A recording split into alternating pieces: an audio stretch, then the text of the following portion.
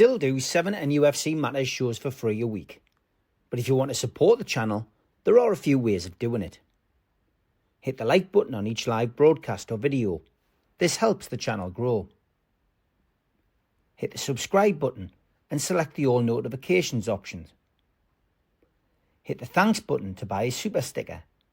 You can do this on the live chat too. You can also join our Patreon page or buy us a coffee at the link in all of our video descriptions below. We are also looking for sponsors. If you want our latest advertising rates and how you can get involved, then email John at nufcmatters1892@gmail.com. Thanks for watching.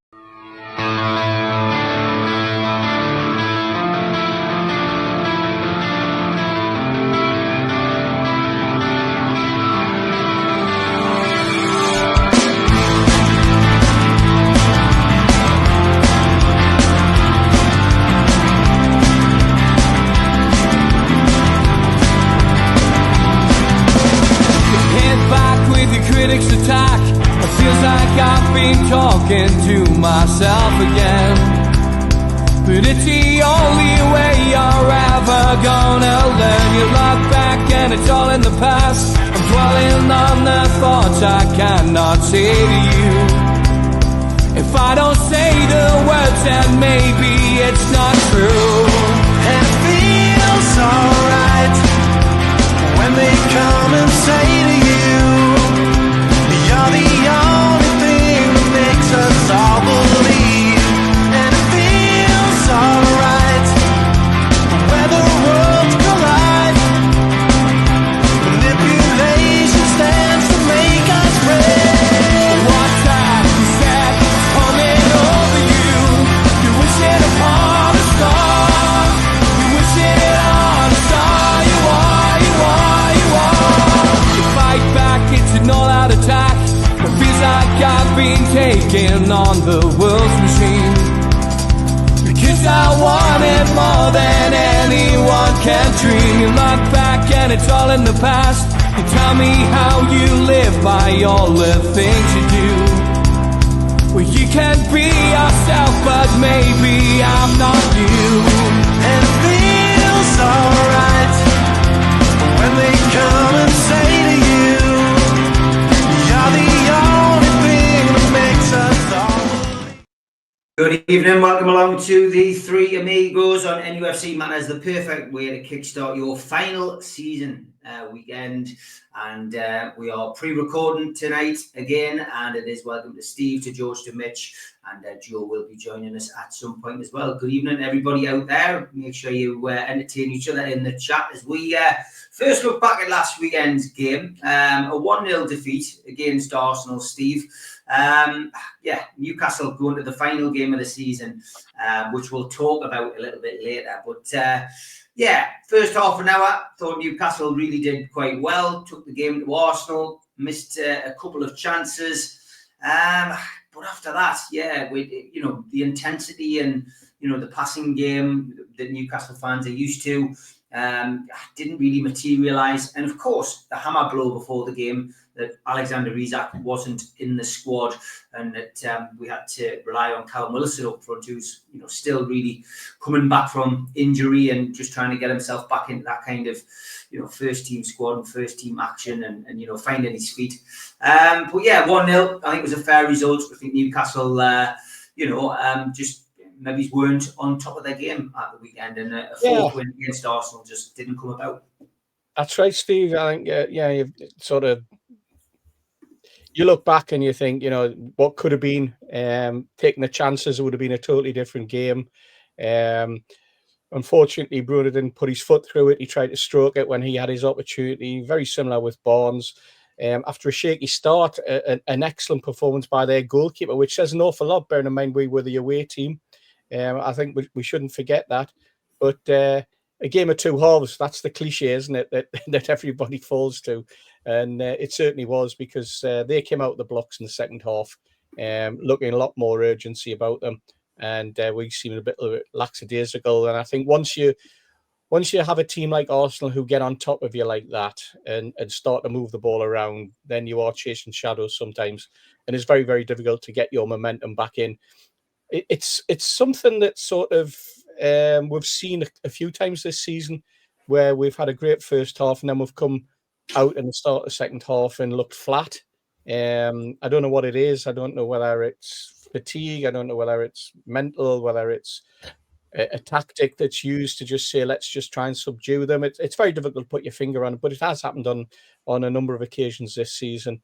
I thought we rallied well towards the end, but we never really looked as though we were going to sort of do them any damage. The opportunity from Willock, he could have done better. He could have squared it. He did put his foot through it at a time when he didn't need to.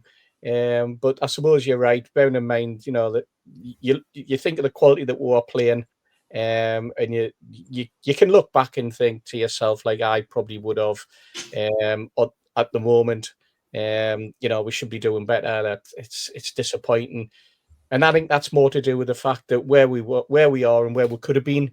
But it makes for an exciting Sunday afternoon against Everton, doesn't it? So I suppose horses for courses, swings for roundabouts. This is where we are. We've got a cup final, another cup final, Steve, to turn up at on Sunday. So looking forward to it. Yeah, George, 1-0 defeat wasn't our day at the weekend. What did you make of the game? Well, another game disappointing for me in the sense that we did enough to win it. Never mind get a point out of it. And it was a question of they took the chance they got and we didn't take ours. Plus, to say that the home goalkeeper was the star man tells you quite a bit. And at the end, it was Arsenal who wanted to waste time, not Newcastle. So, it's disappointing, but we weren't 100%. That's quite true. But I wasn't unhappy about it. We demonstrated that we can compete at the Emirates and anywhere else now, and that's the important thing for me. It's now established that we can give them a hard time wherever we play them, and as I say, the result slightly disappointing. I'd be more disappointed if it had been a real heavy defeat or some sort of disaster, but it wasn't that. We were in it and could have won it, and that's we can't ask for much more. And as you and Steve have said, it's left us with another cup final on Sunday, which it'll be absolutely amazing. I think it'll be really hot, to be honest. I can't wait for what the atmosphere on Saturday will be like. So absolutely fantastic. So yeah, a loss, but no disgrace. It's a game we could have won. Yeah. Good evening to Joe, and welcome. Good to see you, mate. Evening, chaps. You all right? Good to see you, mate. Good to see you. Mitch, give us your views on that game of the weekend. How did you feel at the end of the game? Oh, you're on mute. Sorry. Frustrated. When you say their keeper made a couple of really good saves, and you start to think, well, what if we're taking the chances at the right time? It's always a difficult place to go, and they showed that if you give them half a chance, they will take it. I think more than anything reflects the deficiencies in the squad that Eddie's been making work all season, and he's made it work all season, and we're in the position that we're in because Eddie's made it work this season. And at times when it didn't, we weren't sure how he was making it work. There was times when certainly I think there were questions that had to be asked and were being asked. But we are where we are because of the way we've been all season. And I think if anybody had said at the start of the season, you're going to win a cup and you're going to have the last game to win to secure the Champions League place, I think everybody would have snapped your hands off at the start of the season for that. And so that's the attitude we've got to go into it. We've got to be positive going into this last game and take the positives out of the fact that we coped at the Emirates minus our main strike threat, and we can come away from that saying, well, we probably should have had a point, rather than coming away from we're hanging on by our toenails and didn't get a thumping. Because, it's the kind of place where in the past we have had thumpings and collapsed when we've gone 1-0 down. And we didn't do that, at least. But we just didn't quite have enough difference coming off the bench to make a difference in that last third of the game. And again, I think that's just reflective of where we're at with our squad depth more than anything else. And as frustrating as that is, that's what he's been making work all season. So can't be too disappointed. And I think we've got to keep our chins up going into this weekend coming. Yeah. Joe, thoughts on the Arsenal defeat? Yeah, I agree with Mitch, really, Steve. I think the weekend before, we'd huffed and puffed a little bit, hadn't we? We talked about it on the show in terms of no real end product. I thought we were quite unlucky at times. The Sky presenters giving their goalkeeper man of the match, and I think that often tells you everything you need to know. Not only did he make some good saves, he made some fantastic saves. So yeah, we were unlucky, and on any other given day, the result's different, and we've played Arsenal 4 times this season, and we've won 3 and we've lost 1. And you talk about progress, you talk about how far we've come. There was a time when we'd go to the capital and get absolutely thumped, game in, game out, week in, week out, and we didn't. We held our own. We played really well. We defended stoutly as ever. Yeah, Nick Pope made a fantastic save of his own. But I don't particularly remember Arsenal battering us. I don't remember sitting, we kind of hiding behind my hands thinking, oh my God, here they come at us again. And it took a wonderful strike from what I believe to be a wonderful footballer to beat us. It was a fantastic finish. But again, our own worst enemies, Mr. Gordon gave the ball away, and we were in trouble, and he was in the right place at the right time and finished it beautifully. And I think that was probably the only difference in the game, to be fair. So yeah, I wasn't despondent, and I think going into the game, knowing that it was a free hit, we said this, when we were talking to the lads at St James's Park last week. It didn't really matter what the result was, because we always needed to beat Everton, and we still need to beat Everton. So nothing's particularly changed. It would have been lovely to have finished second in the Premier League and win the Carabao Cup. It would have been an incredible season. It still is an incredible season, no matter what happens. It's been the best season of my life. I saw us win a trophy. If we need to beat Everton, which won't be easy, there'll be no pushover, and David Moyes ain't just going to lay down and roll over. I'm glad it's at home and not at Goodison, because I think that would have put an extra slice of pressure on us. But if you want to be a Champions League side, you beat Everton, don't you? So the Arsenal result was almost immaterial, and we had to let them have one, bit of glory against us. We couldn't batter them 4 times. So yeah, frustrated. There's enough to go there. I quite like this 5 at the back formation, or 3 at the back and 5 in the middle, however you want to describe it. We played that a couple of times now, and it looks like there's something to work on there.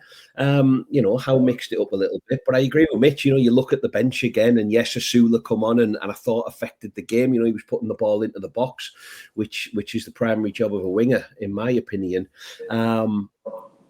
But other than that, it was a little bit threadbare, wasn't it? And I think, yet again, it just highlighted what we've all been saying for the past 3 transfer windows.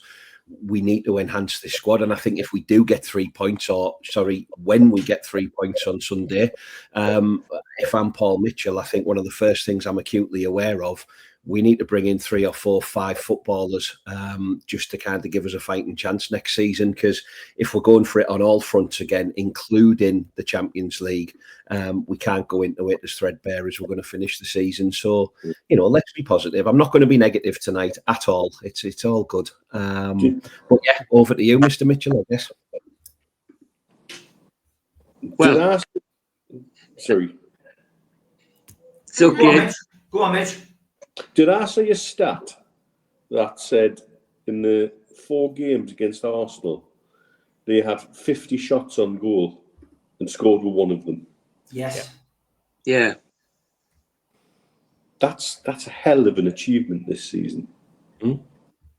Absolute hell of an achievement this season. And we should take that away. That's something that we should be able to reflect on positively and use going forward. That when we play good sides we can shut them down. And there's not many teams in the Premier League can say that. And whatever he can bottle out of that, he needs to keep. And needs to pass on to future squads. Because that's just crazy. To shut them out like that. And the goal they did score, that was a hell of a strike, by the way. Yeah. Unfortunately, he wasn't closed down. If he had been closed down a little bit quicker, then he might not have been able to get a shot, or might have been able to block it. But that's just one of those sort of minor sort of criticisms that you can lay at a team at this time of the season. You know, especially when you're playing what is basically a two-man midfield, because that's what it was. When we play that sort of 3-5 at the back, it does rely very heavily on Tonali and Bruno getting right across the line, doing the work up front, doing the work in the middle, doing the work in front of the three centre backs, closing down, because they do tend to, as we're defending, tend to be a little bit more static. Yeah, I mean, does that tell us, Mitch, that they're a shoot-on-sight team, or does it tell you that we're closing them down so well that that's all they can produce at the end of the day? And I think that they're great questions to ask, and a great bit of observation from you there. Yeah, 100%. Okay, let's look at the how the points lie in the table now. There we go. Last games of the season, of course, at the end there. Manchester City take on Fulham. They're currently in third position on 68 points. Newcastle just behind them on 66 points. Home to Everton, of course. 66 points for Chelsea now as well. They are home to a televised, not even for us, it's a televised game. Aston Villa have Manchester United, and of course Forest at the bottom there, the same fixture, but they're on 65 points, Nottingham Forest. So it is literally a shootout, Steve. Big shootout with that. The usual suspect in there that we expected to be there. But yeah, I mean, out of the teams there, who do you think is going to miss out, Steve? I think it'll be Forest, because I think Villa will get the 3 points.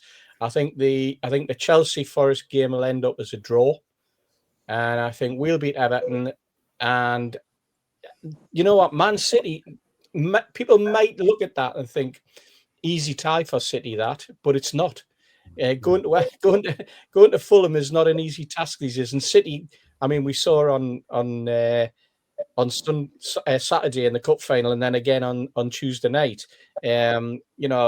City still in this habit of stroking the ball around without much penetration, and it must be frustrating being a City fan at times, because they play this ticky-tacky football that I think people like Fulham, certainly teams like ourselves, and Villa have sort of kind of sussed out that you can nullify them with. And ironically, the Bournemouths and the Wolves and sort of Brentfords of this world have also sussed it out, you know. So they need a change. They need to shuffle themselves and sort themselves out. Now, I think that could end up as a draw, or possibly even a win for Fulham. So I've just put that one down, and we all know what's going to happen. They're going to absolutely go and hammer them, aren't they? But yeah, I think it'll be Forest that'll miss out, unfortunately, after what has been a fantastic season, because I think Villa will just have too much for Manchester United. I think they've had too much for an awful lot of teams, but nearly everybody's had too much for Manchester United this season, haven't they, as well? So of all the ones that you can see, a nailed on 3 points, you would, if you were doing the coupon, that would be the Villa one, you know. Then you look at ours and you think, well, yes, that, you know, the way we played last week, the way that we've organised ourselves, and how much of emotion's been taken out physically of that Everton team, as well as the injuries that they've sustained over the last couple of weeks. Whether that sort of what was it, a funeral, a wake? I'm not too sure what you could call it last weekend, but whatever it was, I think it might have taken a little bit more out of those players, and I'm hoping they're on the beach anyway. But even if they weren't, I think we would still be too good for them, and we'll still be taking the 3 points. So it's unfortunately Forest who will be languishing and missing out. Okay, same question to you, Mitch. Do you think Forest will be the team to miss out on the Champions League this season? I'll feel for them, the manager, and the fans if it is them. Statistically, you would imagine it is going to be them. As ever, football isn't played on paper; it's played on grass. And curveballs do get thrown. Unfortunately, and why I think there's so much consternation within our fan base is us at home to Everton is one of those ones where there could be a curveball. You have to realistically look at. I can't see Man City slipping up against Fulham, and no. I think the Villa result is going to depend on what happens on the final tonight. That obviously we're pre-recording. We don't know what the result of that is. What fettle Man United are in will depend very much on what happens in Bilbao, I think. If Man United win, I think they'll be very much on the beach.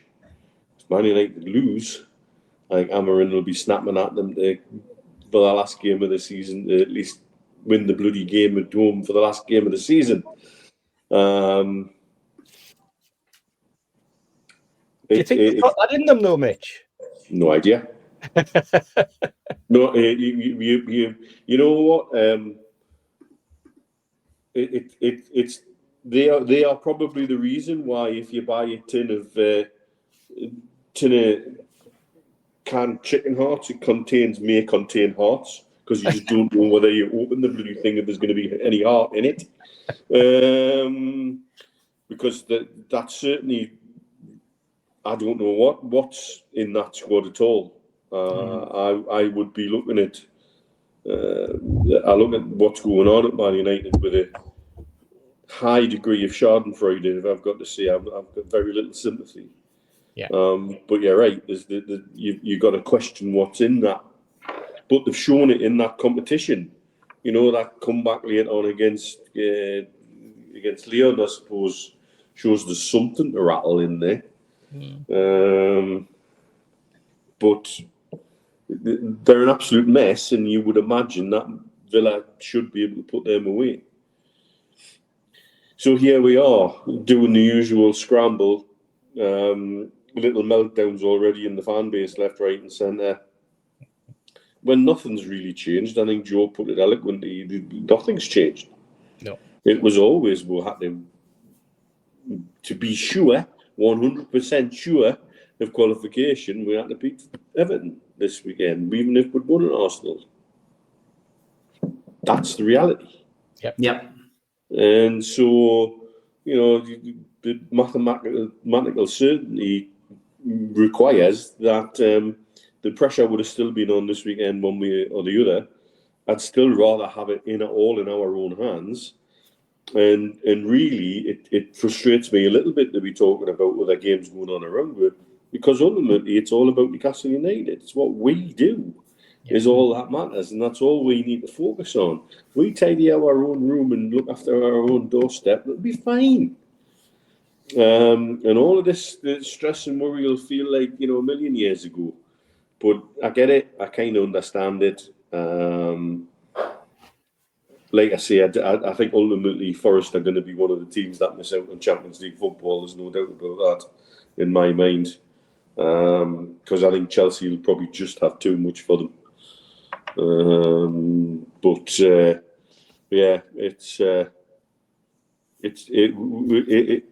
Everybody looked at the fixtures and looked at the way it was going to go, and quite a lot of people, I think, forgot about Villa, forgot about the kind of run of form they were in, and their fixtures were relatively straightforward because of this bizarre situation with the Europa final. And playing the two finalists 2 weeks on the bounce was really quite unusual. But it's what it is. It's a bit like pre-cup final, isn't it? Because for a lot of us, we've never been there before, support Newcastle in a situation of this sort of shootout. that we're in. Other clubs have done it in the past, but we've never been involved in it. And now we find ourselves in it. We've been desperate to get in it, and now that we're in it, we're starting to worry about it, And that you're absolutely right about the fan base and or elements of the fan base, the social media elements. That is, I think everybody else, the sort of, when you have the conversation with your own mates, they're all saying it's in our own hands. We've just got to go out and beat them. That's all we've got to do, And it's very much sort of. Very, very matter of fact. But as you say, when you started to drift into social media and start to see the flapping, then it sort of creates a sort of, oh, here we go again, But I think your point about questioning what last weekend's taken out of Everton, I think is very valid. I was speaking to some of my mates who are blue noses over here, and one of them at the end of the game was A mess, and B, his message to me was basically, next week 6-0 to you. He was like, I'm like, what? And he's like, no. He says, we're done. We're on the beach. We've used all the emotion up this week. We've picked up another 2 injuries. We'll have a weird back four. Two of the back four that plays against you next week, they'll be out of contract and be looking for new contracts elsewhere. They've been told they're not staying. When he started to break it down, there was even a suggestion that Pickford won't play. And he's usually not one for making bold statements like that. So where that's come from, God only knows. So he thinks Begovic will get a run out in his last game as well, Interesting. But again, this comes to something, I think, a point that's worth making. Yes, the T-Rex suits are funny, and all of that was hilarious. But let's have none of that this weekend. Let's focus on Newcastle United. That's what we've got to be focused on. And I think if that's what we do, we stick to us. We stick to what we're good at, and that's supporting Newcastle United and getting behind the lads in black and white. That's what matters to me this weekend. Yeah. Okay, Joe, your feelings about the run in there with the final games? It's just like a high noon shootout, isn't it? Really. Can I bow in one, Mitch? Just one little one. I've got the. I can't. No. Those fixtures are interesting in themselves, aren't there? And I don't be surprised if there's just everyone gets a point apiece and we all go home and leave it as it stands. I agree with Steve. Fulham, I've been really impressed with Fulham, actually. I think they've got a good manager. They're a good side, which Man City turns up. They're certainly not infallible. I think they were always getting what has now become the third spot. I don't think, although they did have a mighty wobble, but I don't think there was ever a time realistically that Manchester City weren't qualifying for the Champions League. But Fulham isn't an easy game. What will the result be in our game? I'm sure we'll come on to that in a little while. But Manchester United potentially, weirdly, by the time this goes out, might actually already be in the Champions League. So again, what do they do? But surely the season that they've had in front of their poor fans, bless them. I'm guessing they don't want to finish fourth bottom in the Premier League or fifth bottom, wherever it is. So yeah, will they put a side out against Aston Villa? Will it be good enough to beat Aston Villa? Who knows? And Chelsea Forest is an interesting one because again, which Chelsea are going to turn up, and is Big Chris going to have a say in kind of what happens at the top of the Premier League? For Nottingham Forest. So I think it's really exciting, and I know we're in it. We're well and truly in it. But isn't it exciting to be going into the league? Usually the last weekend, everything's sorted, everything's done. There's nothing to fight for. The Champions League, and the relegation's already been sorted out. So a good weekend for the broadcasters, not necessarily a great weekend for my blood pressure. But I agree. I mean, no matter what the fixtures are, the results are, Steve, if we beat Everton, it doesn't matter. It doesn't matter what the rest of those results are. But your question in terms of who misses out, I'll throw a curveball in, and I think Chelsea will miss out. Okay, interesting. George, Fixtures, last game of the season. It's Yeah. all or nothing. What's your views? Well, it's been like that for a couple of weeks now, and I'm just glad we're in the mix, as they say.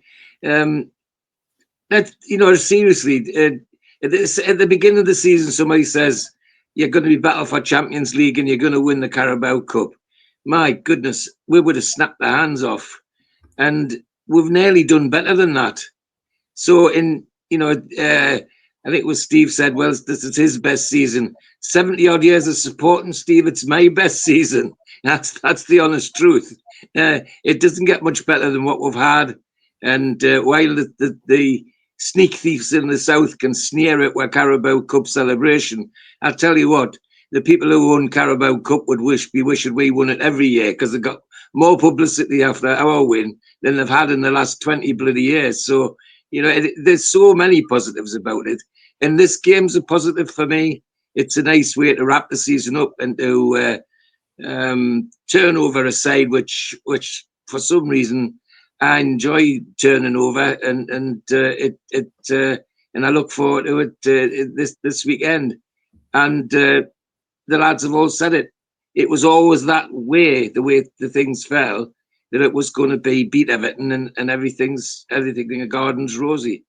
As to who will miss out, and funny enough, I was expecting Joe to say what he said, because I think the same. I think Chelsea are so hitty-missy, and if Forest really get on their game, then it could be Chelsea that miss out. And I wouldn't be upset about that either, because there's so much about them which is not very likeable either.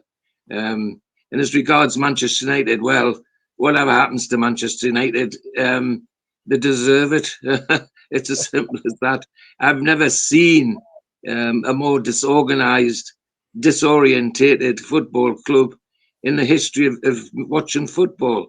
I mean, from 2 weeks ago when the financial results came out, it was unbelievable. I mean, I usually leave the financial stuff to Neil and Stu, but I couldn't resist going through it with a fine tooth comb. You know, you borrow 600 million plus on a club that you've bought, so you borrow it, lay that debt on the club, and here we are, God knows how many years later, that debt's now 780 million, and you still have got paid off 890 million in interest. For God's sake. And we grumbled about Mike Ashley.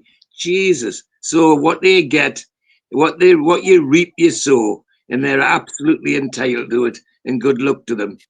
If they do win this trophy in Bilbao, then some questions needs to be asked about some of the so-called senior players, because that tells me that they're really playing for one thing and one thing only, to get a road out of the door by the look of it to me. Anyway, so Everton is for me, you know, I'm a greedy little duck as usual. Everton's a shoe-in for me. It just when we get, Neil said that one of the blue noses in Dubai said that's you 6-0. Well, I couldn't agree more. Yeah, I'm not sure it'd be 6, but I'm hoping for 4 or 5. That's a sure to finish the season off, and we've earned it. Whereas I'm saying Manchester United have earned nothing. Our lot have earned it, particularly Eddie Howe. The other thing that's been great about this season, when we've had all these sneaky looks in dressing rooms with managers talking to players, and I pick out the 2 top ones, Guardiola and Arteta. And all they do is in a team talks at half time and elsewhere, is to get right in people's faces, shout at the top of their voices, and bury people with expletives. You know, more F words than you'll ever heard in the shipyard. That's for sure. And yet we've got a manager who does it all with style, calm, intelligent. Yeah, we've got it all. We just need to put it all together and enjoy it next year, as far as I'm concerned. So, yeah, we're in a good place, and I couldn't be happy about that. Joe, you said that it was a weekend for the broadcasters. it would have been a great weekend for the broadcasters on two other fronts. One, if they decide to pick the right games instead of picking the Liverpool Palace game. Which This was going to be my next question, Steve. Yeah. Ridiculous, isn't it? And the other one is, in any other season, they would have gone for Aston Villa, Man United, because Man United would be fighting to stay in the league, because on the number of points they've got, they would have been relegated, or they would have been in a relegation position at this time of the season. You look back a few years, and I think it was West Ham went down with 43 points. Yeah. This is it. And I mean, so Tottenham and Man United, in reality, should be going down, but because of the way that the whole structure's been, and the way that the clubs coming up are so weak to begin with, and I think it'll happen next year. Whoever the three that come up, I think they'll struggle in the same way. But it could have been an absolutely fantastic weekend. A, if they'd picked the right game, and B, if we'd had clubs at the bottom that could have challenged, and Man United could have been looking to save themselves against Aston Villa, and then not getting it and going down. That would have been the icing on the cake, wouldn't it? I mean, it's a strange fixture, like Liverpool Crystal Palace. Yeah, it's a nothing game, but it's simply because they're going to lift the Premier League trophy, Steve. It's another celebration, Steve. That's all it is, Steve. It is, isn't it? Another 3 hours to concentrate on Liverpool and how amazing they were. And we've had it for 3 weeks now. So they've been up Liverpool's arse all season. Yeah. So why change anything on the last game? Yeah. It's crazy. If you think about that Nottingham Forest Chelsea game, surely that's where it's at. That's the one, isn't it? Yeah, absolutely. And especially as the space that was added into Forest with that behaviour of that owner last weekend. I mean, it all added to the space of what's going to happen this weekend. Will he explode if they don't win? Yeah, interesting stuff. But yeah, crazy again, programming by Sky, but it is a Liverpool love-in this weekend. It's interesting because you guys seem to be reading my mind tonight. Joe mentioned Chris Wood, and would he have an effect? But here is your player of the season shortlist. Ryan Gravenberch for Liverpool, Mohamed Salah, Liverpool, Virgil van Dijk, Liverpool, talk about that Liverpool loving. Morgan Gibbs-White, Nottingham Forest, target now for all the teams who are chasing Champions League at the moment. Chris Wood, formerly of this parish. Alexander Isak, currently of this parish. Brian Mbemo, a potential target for this parish. And Declan Rice, the man who scored the winning goal at the weekend. That's the shortlist, Steve. Who's done enough to win it, do you think? Well, Alexander Isak's done enough to win it. Declan Rice hasn't. Declan Rice is in there because of the 2 goals that he got in the Champions League, I think. He's had a steady season, but he hasn't been... There hasn't been constant talk of him being remarkable. Gibbs-White, I thought, has been in and out. He's one of these sort of flash in the pan type players that because his club's been doing well, he's getting the sort of glory. But there was a period at the start of the season where he was in and out because of Elliot Anderson, and they seem to be alternating between the two. Chris Wood's had a remarkable season, where every barn door that's been put in front of him, he's hit it. And it just so happens that barn door's been at the back of the goal, not the front. Remarkable. I mean, dear me. Mbemo, I thought there's been periods you've got to consider that a wide man like him scoring the number of goals he has, and he is sort of the sort of big name that everybody's talking about alongside Gibbs-White. But has he done enough for to be named player of the season? Probably not.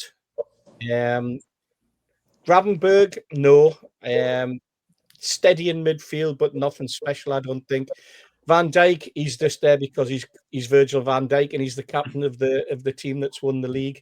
So for me, it's Mo Salah. It's a shootout between Mo Salah and Isak, and I think in reality, Salah would get it ahead of Isak anyway. Just because he's Mo Salah and because he's done it steadily over the last, half dozen seasons now. And you look at the number of assists as well as the goals. He is a fabulous player. There's no doubt about it. I wish he wasn't staying in the Premier League, to be perfectly honest. I mean, people go on about, it's great, he's getting a 2-year contract. I don't support Liverpool, so I wish he wasn't staying. I wish he'd gone to Saudi, but he got on a free and Liverpool got an out for him. Interesting list. It's no real surprises on there with those players who've been nominated. But yeah, any different opinion to Steve? It's difficult to look at that list and think, is there anybody on there who's really had what you would think of as an outstanding season? And I don't think there is. Gravenbach's had a very improved season. He's turned himself into one of the first names on Liverpool's team sheets, and so gets recognised for that. Salah, I think, started really well, but I think the last third of the season, I think he's sort of drifted. He was anonymous in the Carabao Cup final. I think Tino Livramento took them away in his back pocket, and he's pretty much stayed there for most of the rest of the season. Van Dijk, as the captain of Liverpool, is always going to get nominated. People talk about him like he's bloody Beckenbauer. He's nowhere near for me. But there you go. Gibbs White and Chris Wood get nominated. It's almost like a little pat on the head for Nottingham Forest to say thanks for coming along. Isak can't be ignored because of his goals record. But again, there's been something not quite right for the last few weeks. Whether this injury's been part of it, who knows? But again, you can see why he's on the list just simply because of the goals he's scored. But there's nobody else there on the list that sort of jumps off that says player of the season, you know, in a way. And I think that's probably reflective of the way Liverpool have won the league as well, in terms of they've been a very efficiently organised team. They've been better than everybody else, more consistent than everybody else. But they haven't really wowed or astounded. And so is it any wonder that that list is a little bit lacking in wow and astoundment? To me, anyway. Joe, who's your favourite on that list? Matt Target. It's a funny list, Stephen, and as the lads have said, you know, what constitutes you getting on there? Yeah, Mo Salah's banged goals in, but you know, one could argue so of other players. What has Ryan Gravenberch actually done? And I don't mean any bias by this when I say it, but what's he actually done that's any different or over and above to someone like Sandro Tonali, Yuri Tielemans? They've had fantastic seasons. Where's Jacob Murphy? And there's another footballer on there, you know, that actually has had a really Roy of the Rovers season, including a goal at Wembley, and represented his country all in the same week. You know, where's Dan Burn? You know, if you're patting players on the head, or where are players like that? One could argue in terms of quality and stuff, he was never going to make that list, and he never will. But you know, if you're putting Brian and Mbeumo on there, yeah, he's a good footballer, but you know, he's not exactly in line for the Ballon d'Or, is he? You know, Declan Rice, 2 wonderful goals, and 3 if you include the one he scored at the weekend. Fair enough. So yeah, who picks it? What's your measure of player of the season? Arguably, it's either going to be Van Dijk or Salah, or they'll probably give both of them it, and Gravenberch as well, and Arne Slot all at the same time. They're a bit tokenistic, aren't they? If it's about goals, if it's about impacting games, if it's about carrying your teams through, yeah, it's Alexander Isak, isn't it? If it's about standing at the back, elbowing people in the head, it's Virgil van Dijk. If it's about passing the ball sideways, it's Ryan Gravenberch. You know, what are we measuring? So whoever wins it, good luck to them. It will be Mo Salah, because I think that's the safest bet on there. I think that's the correct bet. But yeah, Jacob Murphy for me. Why not? George, what have you got to add to that? Then it's an interesting list. Well, it is, but it's disappointing as well, because there's so many other names I would have liked to have seen there. How about somebody from a non-entity club like Bournemouth, their centre-half, Hussein, who's now talking to Real Madrid? I wish he was talking to us. What a season he's had. And he's had it without, as Joe's just said, knocking people to death with his elbows all the time. I mean, the number of Van Dijk knockouts, there's been 6 or 7 this year, which VAR have missed or totally ignored. And had that been different, Liverpool's position might have been different as well. So yeah, it's an interesting list, but not a one that thrills me at all. And if you believe that goals are football, then it's got to be Mo Salah. It can't be anybody else. Isaac gets it because of his goals, but you can't ignore Chris Wood, a footballer. I mean, I'm like Steve. I've always liked Chris Wood as a footballer, 100% try and everything else. And this year, he's added a few more goals to it as well. And surely somebody playing in a second tier team, if you like, who's doing that and carrying that team through the things that they shouldn't be doing, that's worthy of Player of the Year as well. But some of the others, I'm not sure what they're there. They grab him back over the calling for Liverpool. My God, he's a beginner. What the devil's he doing there? And if they did give it to Van Dijk, for me, it would just make a mockery of the whole thing, because despite what the pundits want us to believe that he's the best defender in the world, he still makes some horrendous mistakes. And I haven't forgotten the last time that they came out like this was Rafa's last season at Newcastle. And we were playing Liverpool, and we were getting told that season, no forward has passed Virgil van Dijk on a one-to-one situation. In 20 minutes into our game, Perez had passed him 3 times and no bother at all. And you think to yourself, well, where's this great defender? Nothing's changed. He's still been touted as the best in the world, and he makes some horrendous mistakes and immediately blames the people around him. So, for goodness sake, that's not the footballer of the year. Can live with Salah because of his goals and the things that he does. But apart from that, it's an unending list. I'd rather see someone from Nottingham Forest or anywhere else other than Liverpool get it, but it'll go to Salah without question. Or as Joe said, they'll find a reason to give it to all 3 Liverpool players. They'll share it out and give the manager the slot as well. It's a non-list for me, because it was always going to be Salah if goals is what matters. Welcome along to Stu. No professionals this week, so we've got Stu on. I hope you're well, mate. Player of the season shortlist. There's your list. Any surprises on there for you? You've heard a couple of the lads give their opinion on it. And who do you think is going to win it? Well, as you know, I've been working a lot, so I just answered your call here saying the show is really struggling and going a bit slow. Can you jump in, mate? So,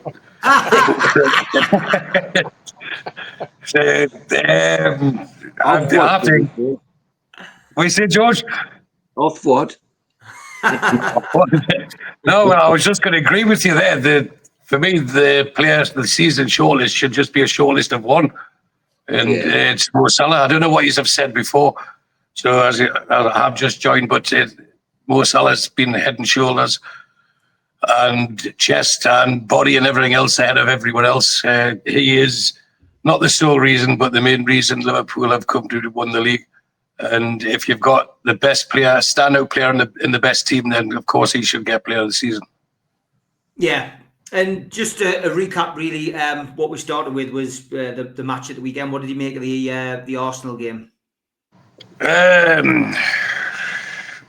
I think we should be immensely proud of what they've achieved thus far.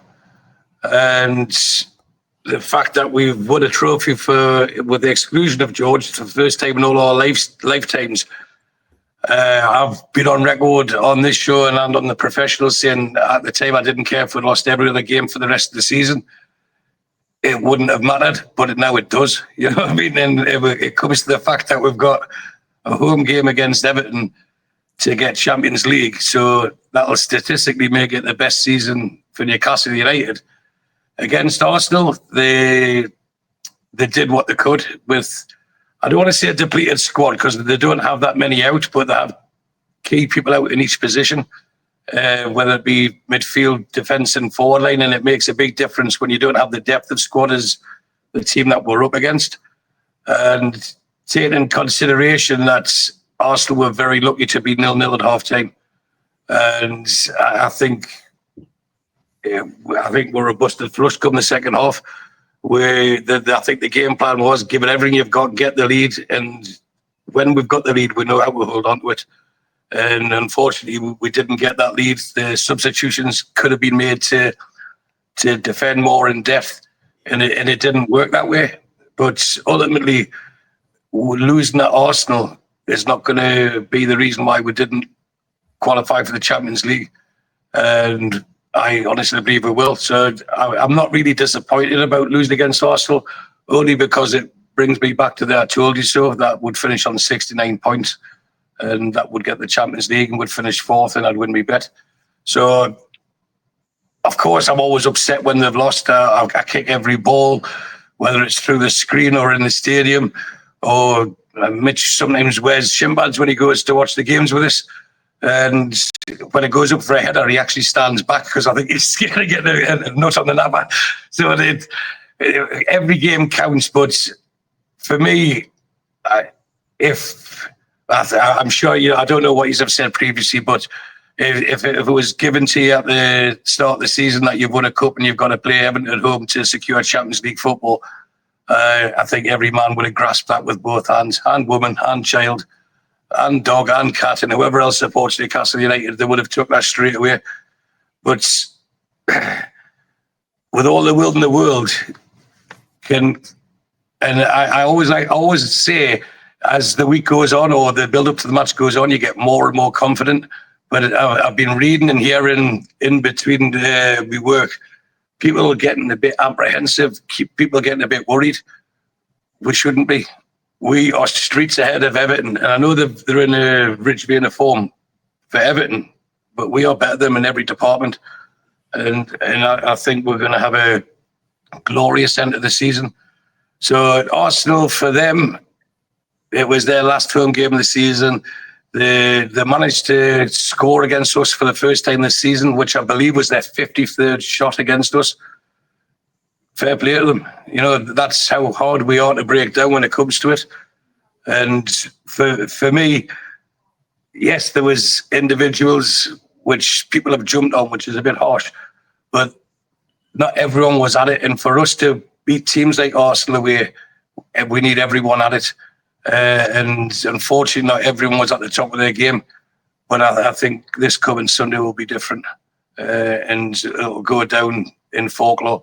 We, at the moment, are living it. But if we look back to the halcyon days that we talk about of the 90s, and I know Steve and George can talk about the cup finals in the 70s and stuff like that, and I won't mention the Texaco Cup wins and things, but even the Fairs Cup in 69, they now look back as great seasons in Newcastle United's history. We are going through one right now.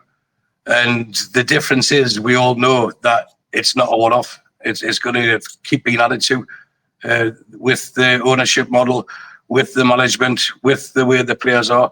So losing to Arsenal, never nice to lose to anyone, but at the same time, it's still in our hands. And that's all we could have asked for. We're not going into this game being sidetracked or distracted with, well, what happens with Forest and Chelsea, and what happens if Villa win this, or what happens if we win, we take care of our own business and let the rest do what they want. And that's exactly where we're at. And for that, we should be eternally grateful for the efforts made by the management and by the players to date.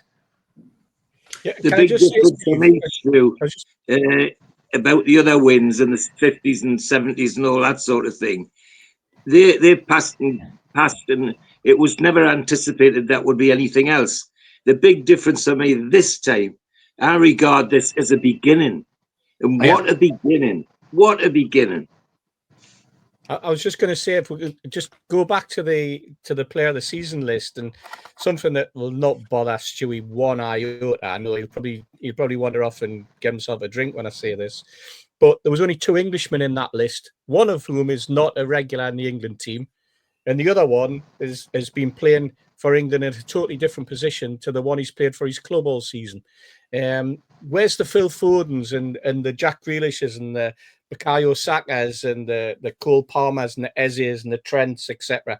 Where are they? Because from an English standpoint, we're going into a World Cup season next season. We want these players to be actually on fire, and I think these players are the players that I've mentioned. At least 4 of them are probably on the slide more than anything else in terms of their careers. You look at Grealish, you look at Foden, you look at Trent. He's leaving Liverpool. Saka hasn't had the best of seasons, and Cole Palmer has just been completely off the boil as well.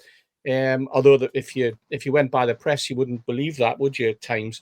But it's quite worrying that we've got all of these so-called superstars and we make a big thing about them. But when it comes to the internationals, when we're expecting them to step up, but the bread and butter is putting the performances in week out. And if you were the England manager, you'll be looking at it and going, "Dear me, that's a poor list. That there's it's a poor showing of Englishmen not getting the opportunity or not putting in the performances that would warrant even being on that list." So sorry about that.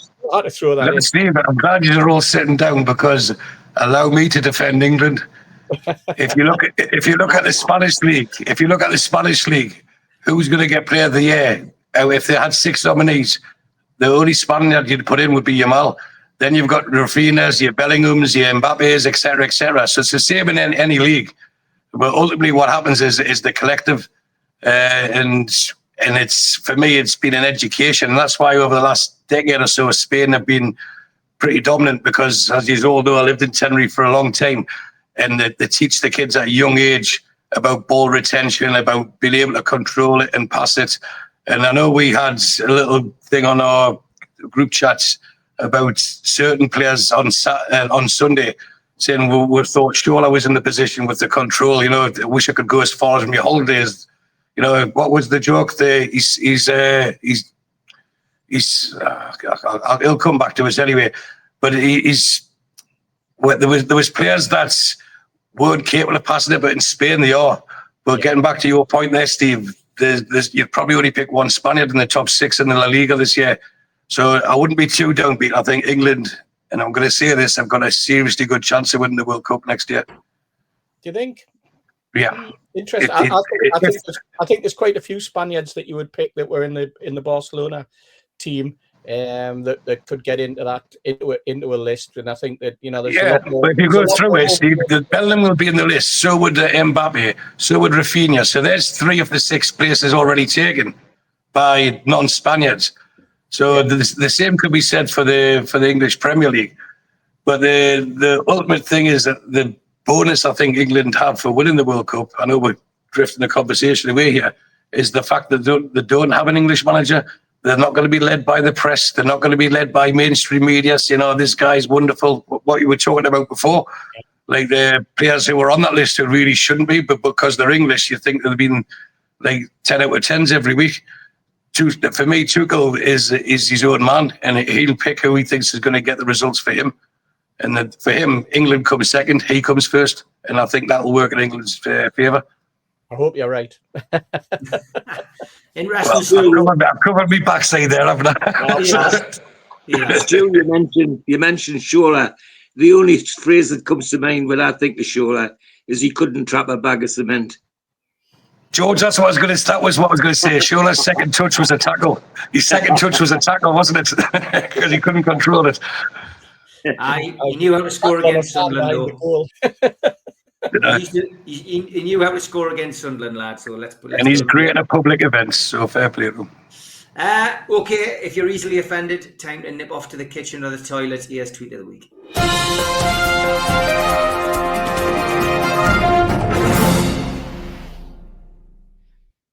Okay, thank you as always to our regular tweeters. Some good signs.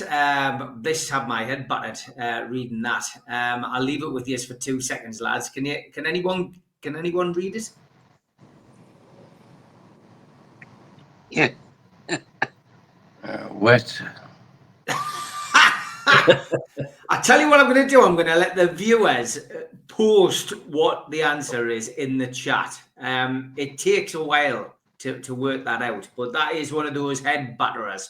So there you go. That gives you something to play around with while we're not doing live shows. I'll leave the viewers to do the work. Am I allowed to solve it or not? Go on if you can, mate. Yeah, No, we'll leave it. We'll leave it. You can message us on the WhatsApp group, mate. Right, okay. Send me a message on WhatsApp and we'll come back to you on that. But yeah, I want to see if anybody gets it in the chat. Blow operator for 5 minutes before starting engines. Oh. Aye, and hello, as you all may be aware, I'm in the process of selling my house, number 25, and I've got a few things I need to get off my chest. You are all common, treacherous pissflaps who are beneath me. You all gossip about me, all you like. I no longer care. I didn't steal anyone's cat. Mr. Mittens came to me as he clearly needed looking after better. I had my own care company for over 20 years and sold multiple properties, which is more than you can all say you've done with your pathetic lives. Also, I know one of you lot put the dog shit through my letterbox. So if you'd like to confess to this pathetic and childish prank, feel free to knock and confess. Pat, how funny is that? Neighbours fallout. Great letter, that. In case of a fire, break glass. Very good. And turn left. You had one job. Yeah. You had one job. Level 5 goose warning. The goose on platform 2 is violent and has claimed the platform as his own. Please avoid. Another one of those London Underground signs. Not quite sure what to do right now. Do not follow. Keep left. And when your ex falls over, put him. And freezer bags. Somebody didn't quite get the memo. This is brilliant as well. Warning to whoever keeps adding OG to my door sign. If I catch you, you are dead. Dr. A. Hedgehog. That's childish, but brilliant. And bought this pizza pan grabber, lads, from the local Goodwill for $2.99. And a teacher once said, I'd be no good at poetry due to my dyslexia. So far, I've made 2 jokes, a vase and an ashtray. So, F you, Mrs. Collins. And little known fact, before the crowbar was invented, crows simply drank at home. Yeah. And more bad news for the economy. Wholesales declined in April. And another one of these superstar picks, Leonardo DiCappuccino. Oh. God, people have got too much time on their hands really making these. When you borrow the electrician's tape, and my grandma's titanium hip after the cremation. Make it a shift knob for your car, says one carefree Twitterer. And who is out there throwing hot dogs this hard? Kath McVeigh hit by flying hot dog. Led Zeppelin drummer in the first 4 minutes of Stairway to Heaven. Yep. And long story short, I'm not allowed back at the toy store. And wife says, what is this pile of clothes doing on the floor? The man says, I struck down a Jedi. God, I hate you. Yes, use your hate. Oh. And a police officer called the station on his radio. I've got an interesting case here. An old lady shot her husband for stepping on the floor. She just mopped. Have you arrested the woman? Not yet. The floor's still wet. Oh. And went for a checkup with the doctors today. He said, so do you smoke or drink coffee? I said, I drink it. Couple of Star Wars ones as well. Thank you for these. The most vulgar character of all time. They beeped out every single word he said. That's true. Yorkshire Yoda, be right, it will. And brilliant new addition on Whitley Bay Seafront. The Death Star. The Death Star. Been a while since I did a bit of singing. Sinead O'Connor, bird watching. It's been 7 hours and 15 days. And does anyone know where Ash Brown lives? I've got a number on him, please. Says this person on Facebook. Is that him? Says Neil. The reply to that was even better, but obviously not for a family show. No, it wasn't. Tweet of the week, a brain, a heart, and Sarah Connor. Thanks for that one, Soda Pop Kid. And Skiddy Marks. What on earth are you doing in my toilet last night? Sorry, who are you? Took me ages to clean it. I haven't been in anyone's toilet, you weirdo. Go away. That's brilliant. And when Pinocchio discovered that he's made of wood. Oh. And I think my water broke. Oh, dear. Yeah, me. Been well since there's one. I had a dream last night that I'd used the last piece of toilet roll. Today, after having a morning log out, that very same scenario occurred for real. It's reassuring to know that in this time of misery and uncertainty, dreams do sometimes come true. Becky Morris, Australia.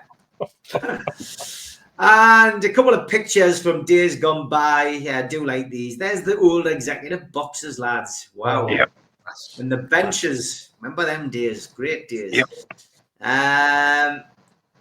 This one, Japanese sailors at St. James's Park in 1905. You remember them, George? No, not quite. I Togo's know heroes. where the ship was built, though. I bet you do. Fantastic. They'd gone to Helsinki to collect their ship from Vickers. That's why they were there. There you If go. I Fantastic. remember rightly, George, in history, I think at the same time there was a Russian ship being built on the south of the Tyne, and there was a whole lot of Russians in it. At that particular time, the Russians were fighting the Japanese, and we had them on the other side of the river. It's like Well, William Armstrong was building all the bloody ships for both sides. No wonder he was a multi-millionaire. Exactly. Without Lord Armstrong. Great stuff. Thank you to all the lads and lasses who've sent us those in. If you want to do it, nufcmatters1892@gmail.com. Send them in and we'll feature them on Tweet of the Week.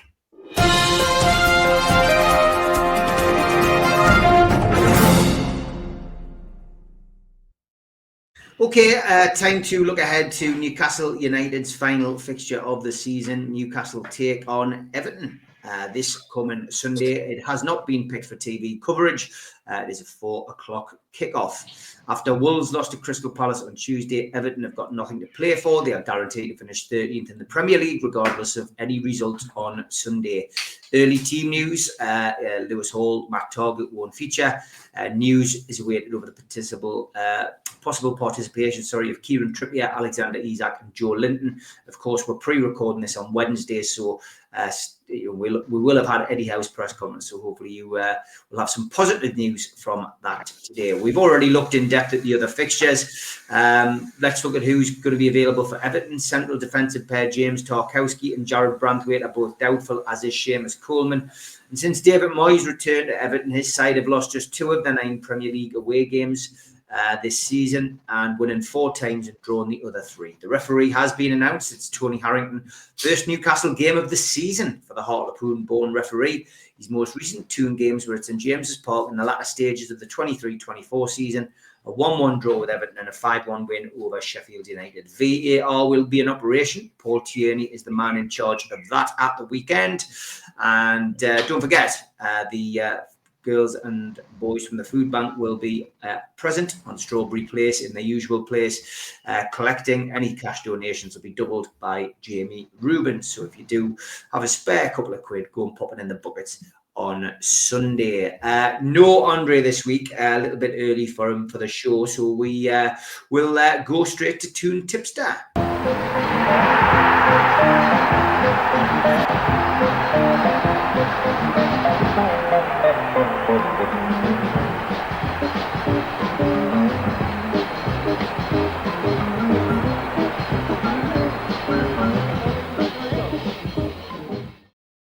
Congratulations to Joe. I have just got his WhatsApp message there, and Joe, well done, mate. You got it right. So let's see if anybody gets it right in the chat tonight.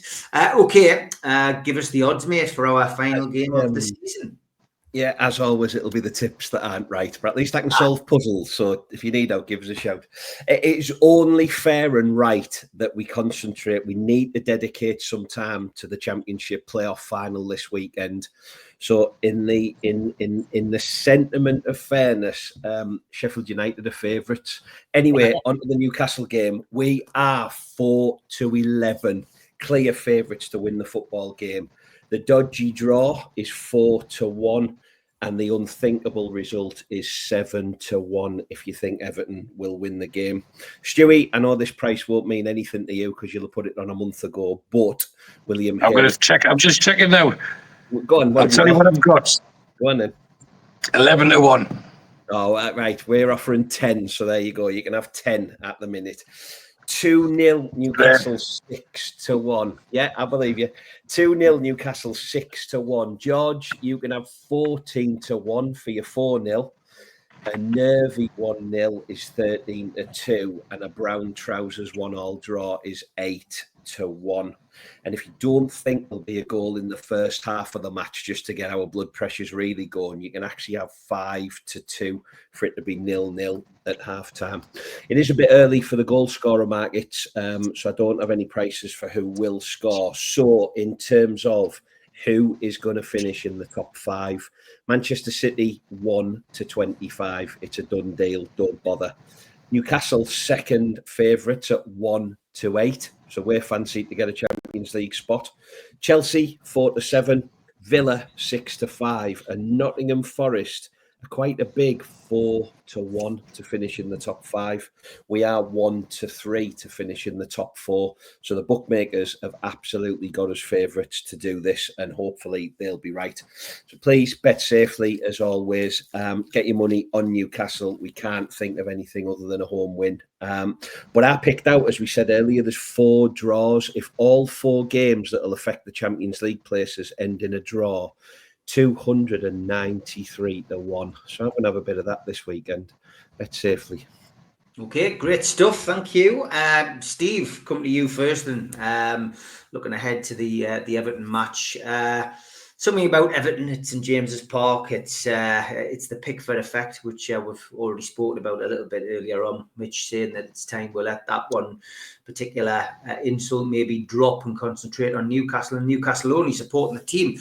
But yeah, it's a big game. As I mentioned, Everton really don't have anything to play for, and that their away form isn't bad since Moyes came in, though. That's where we need to err on the side of caution, and I guess availability of players. And, making sure that they're fit is going to be the interesting thing for Eddie Howe at the weekend. Absolutely. And you know what? Sometimes a team that's got nothing to play for can be quite a dangerous foe. So, we can't take them lightly. That's one thing. But then you look at last week and you look at the injuries that they picked up. I mean, Tarkowski's doubtful. Branthwaite's doubtful. Coleman's doubtful. They've just brought McNeil back in, who's just returning from injury. Decore is leaving, so there's a doubt about whether he'll actually be selected or not. I think he's had a few words about he's leaving this week. I don't think he was as complimentary towards the management as he was to the team itself or to the fans themselves. So this is obviously, are we looking for a tactical master stroke again from Eddie? Will he change his system again? I'm looking at where we are, and I'm thinking, you know what, that back five's played really well. It's a system that we seem to have sort of walked into and embraced, if you like. So I'd like to see that carry on, but obviously a lot of that hinges on Botman and whether or not he is 100% fit, whether Eddie feels as though that there's been some smoke and mirrors about the injury and it's not as bad as some of us might feel it is, or worry about it being. The only concern I have with that five was something I mentioned earlier, was that it does put a lot of pressure on Tonali and Bruno, and to a certain extent Murphy supporting them when he can, or Tino supporting them. It's up front that I'm worried. If I'm perfectly honest, I don't think that Wilson's got that holding ability anymore. I don't think he's as mobile as we want him to be. The Wilson of old, he would come back from an injury, and he would be firing on all 4 cylinders, and he would be getting a goal. He seems to be hesitant. He doesn't seem to be he's sprinting's fine, but he seemed to be hesitant in front of goal, which is not him. I'm wondering whether if Isak doesn't make it, if it was me, would I consider bringing Asula in, but changing it round slightly and putting Gordon down the middle and Barnes on the other flank? Especially when I look at their back four and I think, well, they've got the injuries in that back four, and they've got a few players that are going to be playing who potentially who wouldn't normally be their first choice. They've got Ashley Young. He's what, like 58 or something, and he's playing his last game. It says an awful lot.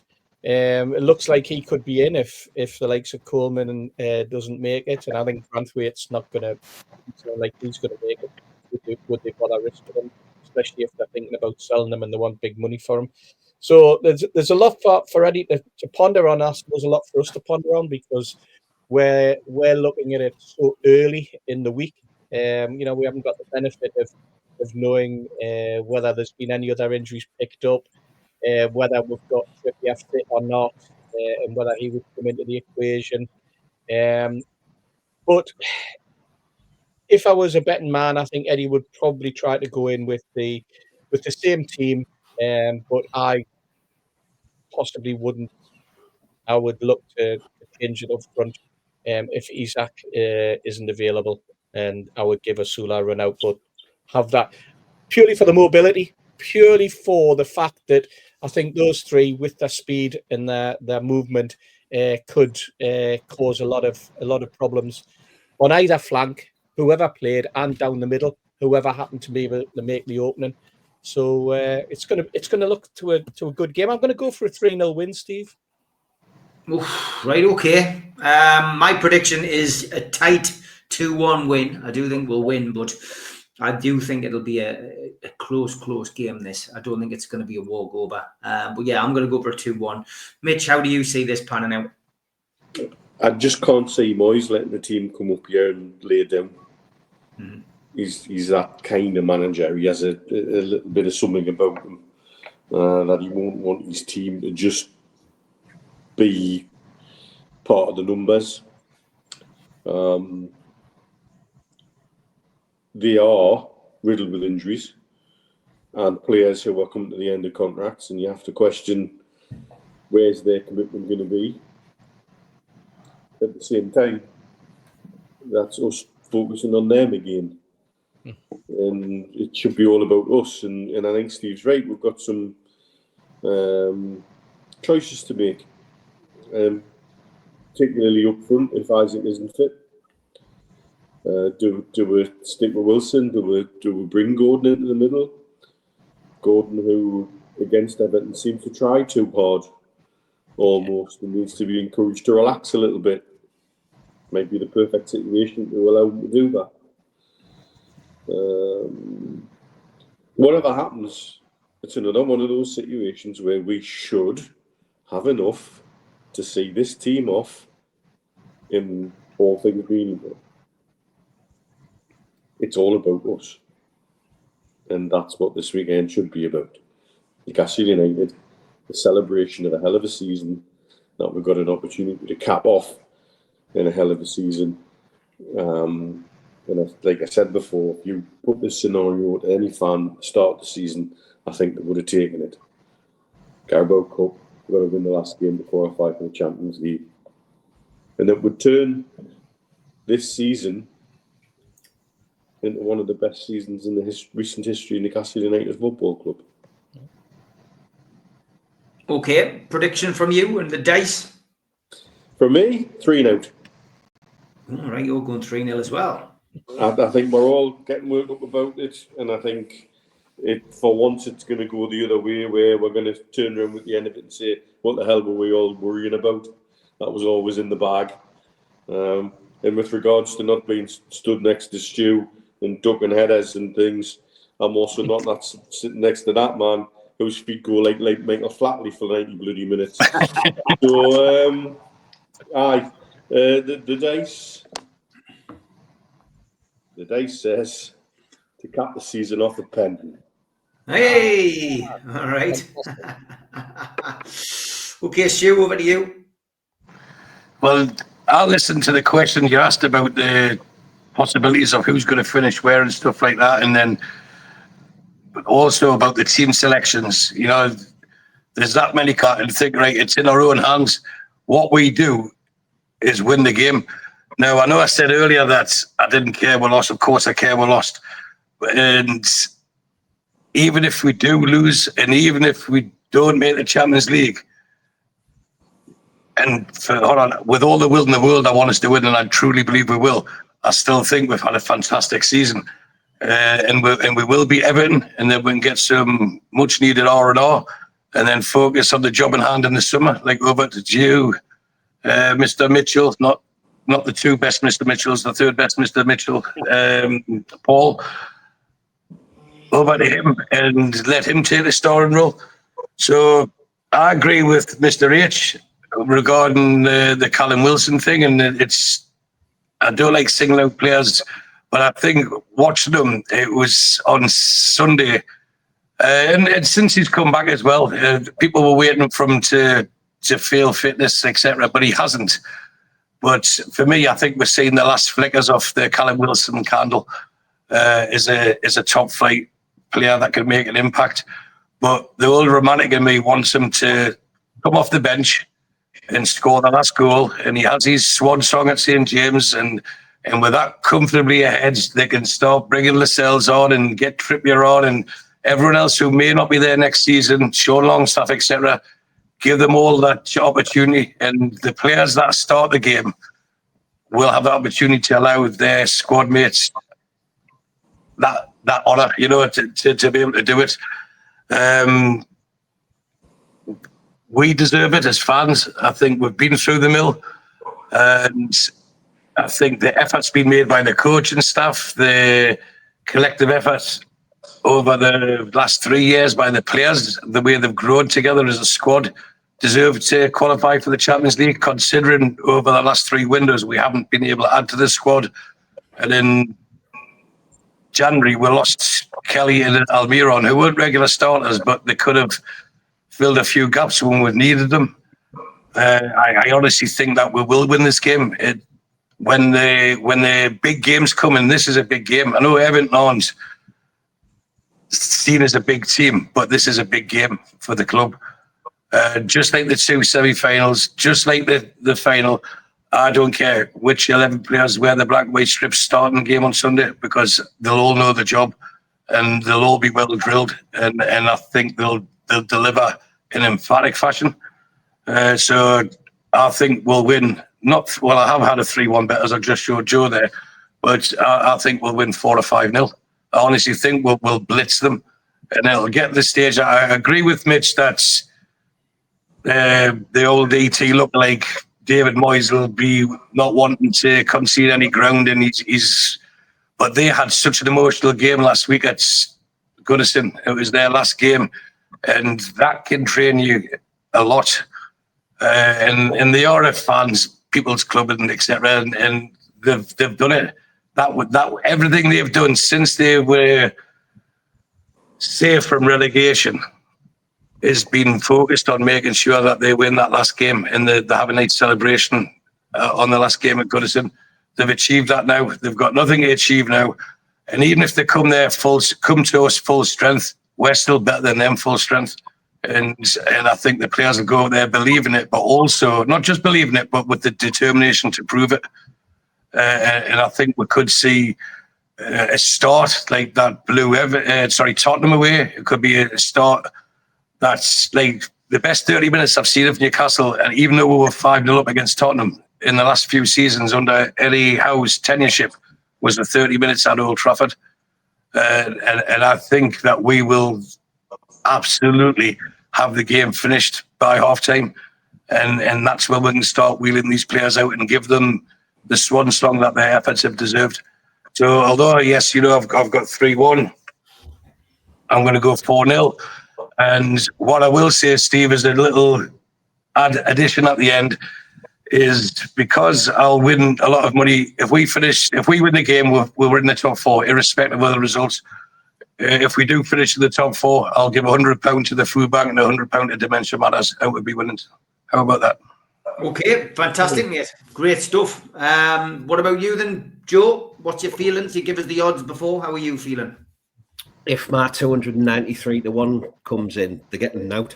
I think I'll match that, Stewie. I'll match that. What do I think? I'd love to think we're going to beat them 4-5-6-0. I agree with Steve Hasty there. I mean, what's the forward line going to be? And we're thinking about, will it be Callum Wilson? Will it not be Callum Wilson? My question is, will it be Anthony Gordon or not Anthony Gordon? Because, and again, it's been a wonderful season, but he's been absolutely pants. And he was terrible at Arsenal. I've never seen him play so poorly.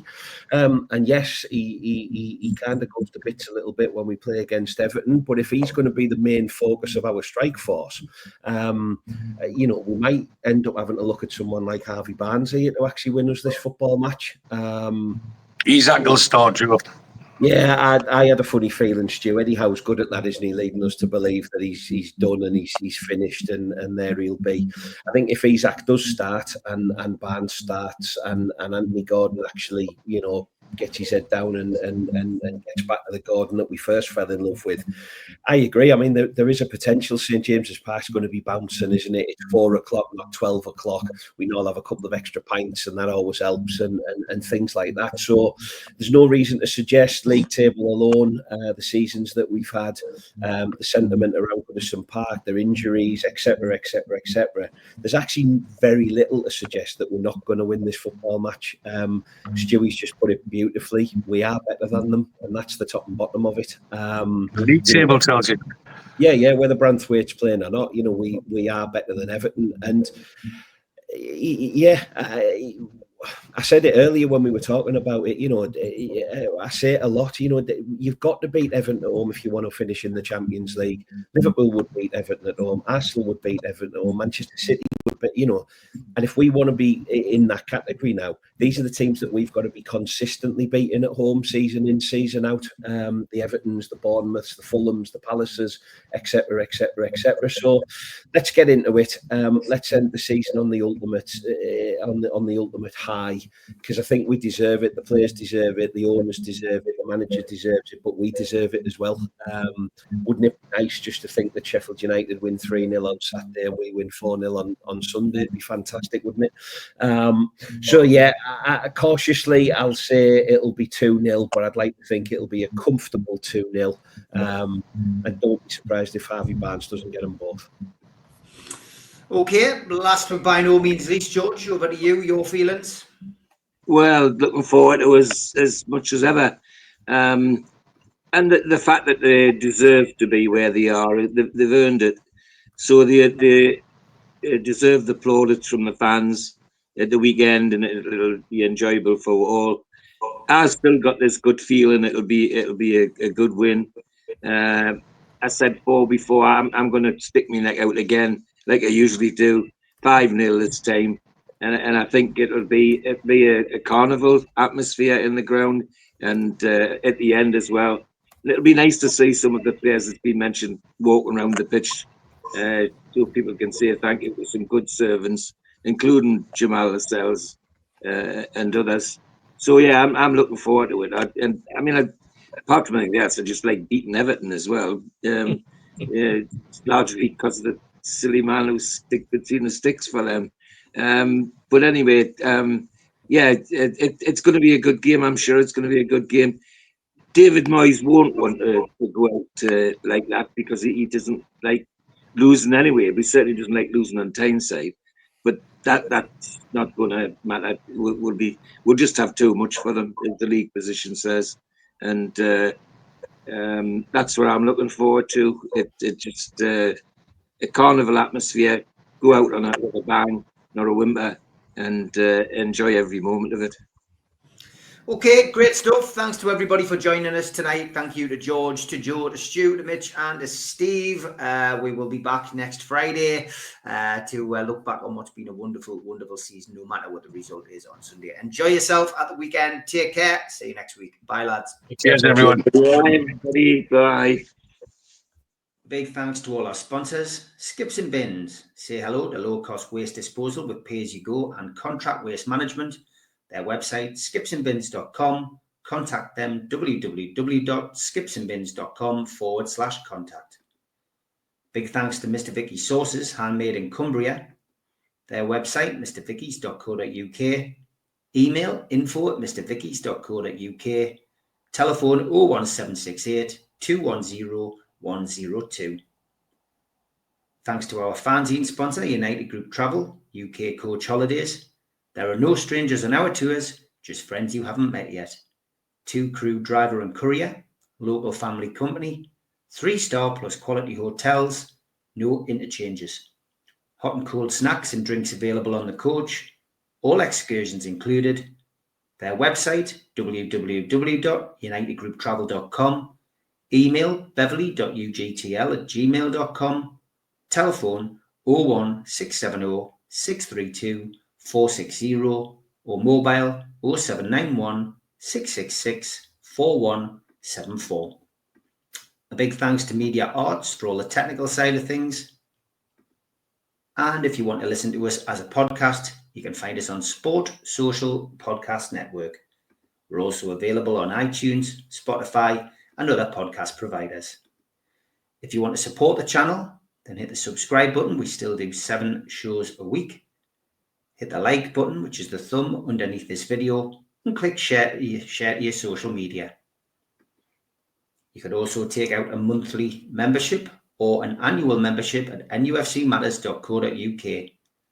For the lifetime membership, you can pay £25 and get a pen, a beer mat, a fridge magnet, a badge and a keyring and your membership card and entry into the monthly draw.